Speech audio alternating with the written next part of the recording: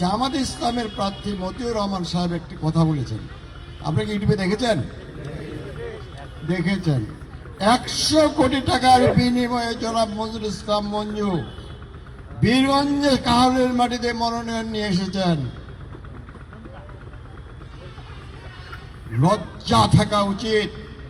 তারা নাকি ইসলামী দল, ইসলামের কথা বলে, আবার ঘুষের কথা বলে। এটা নাকি মঞ্জুর সাহেব মঞ্জু এমপি হওয়ার পরে জনগণের কাছ থেকে তুলে নেবে এই 100 কোটি টাকা। মিথ্যারও একটা সীমা আছে।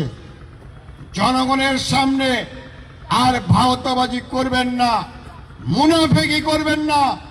অনেক মুনাফেকিগিরি আমরা সহ্য করেছি।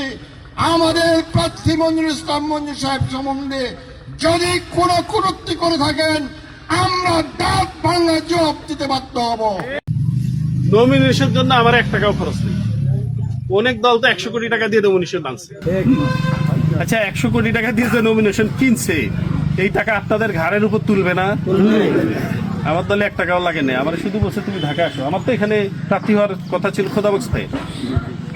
আল্লাহ রোড অ্যাক্সিডেন্টে ওনাকে নিয়ে যাওয়ার পর আমাকে একদিন ডাকছে যে তুমি জরুরি ভিত্তিতে বীরগঞ্জে আসো, মিটিং আছে। আসলাম, আসার পর দেখি 2 থানার রকম সমাবেশ, নাম ঘোষণা করছে, আর সবাই আলহামদুলিল্লাহ বলছে। কেউ মশাল মিছিল নিয়ে মিটিং করে, মিছিল করে, কোনো গ্রুপিং নাই। এই যে আজকে চেয়ার আসছে না, খরচ হয়েছে তো নাকি? 1 টাকা করে হইলেও তো খরচ হয়েছে। এই যে খরচটা, এটা আমাকে জানতেও দেয় না।